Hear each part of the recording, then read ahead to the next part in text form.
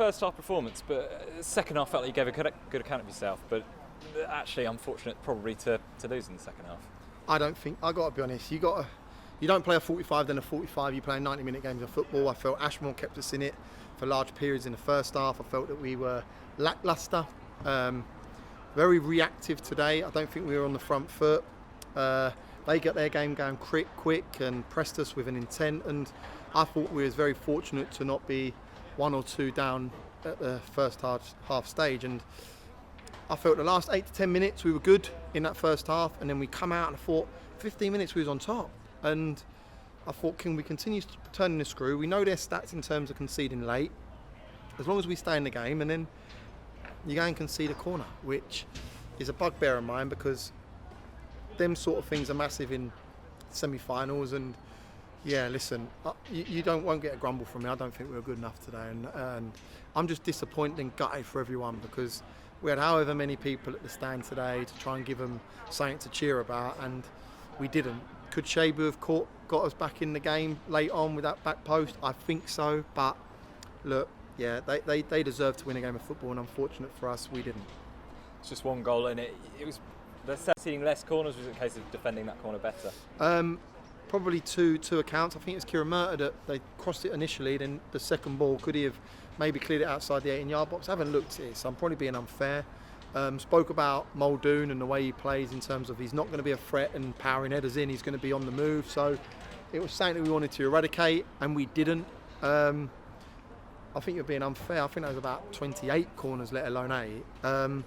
But yeah, I'm just gutted. I'm absolutely gutted. I walk into there now, they're deflated, quite rightly, because not just that dressing room, not just the management, not just the players, but the staff, Nicole, Loretta, Angelica, Mandy May, Chairman Charlie, all the day-to-day staff that have gone and put great effort in this period to continue the journey. And today we weren't fortunate enough, and that's upsetting to me because I feel that group's a good group.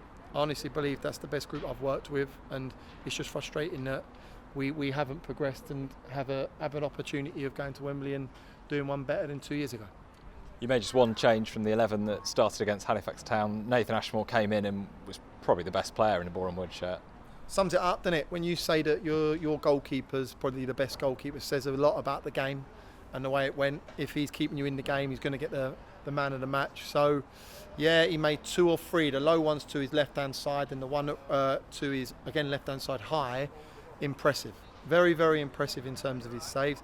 For me, he's the best goalkeeper in the National League. I honestly believe that. Look, gutted, absolutely gutted, but we move.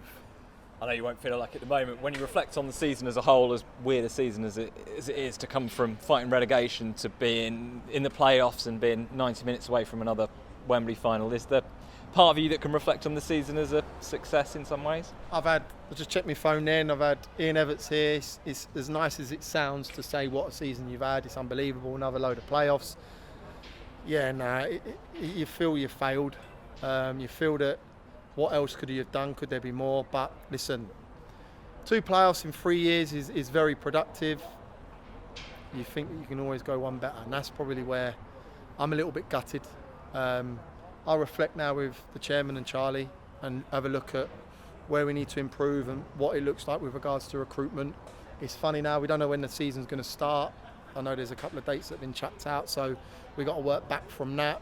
But yeah, gutted, absolutely gutted. I keep using that word, but yeah, just generally gutted.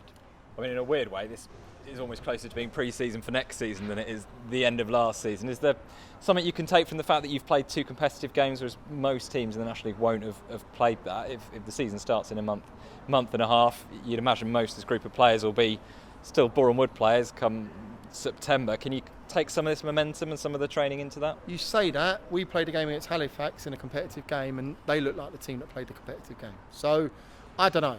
This season's going to be really funny in terms of how it's going to pan out because of the time off and then the limited time to get back into sort of a routine. But look, we got a good group. Got 11 on the board in terms of deals done. We've got a list that we need to attack now to try and get them over the line and go again as such, because as hard as it feels now, there's a league starting in 4 to 5 weeks. So we need to ensure that we don't have the fullback like we did 2 years ago, and we can mirror what we've done this year. So fingers crossed we can. I honestly believe we will. But yeah, gutted.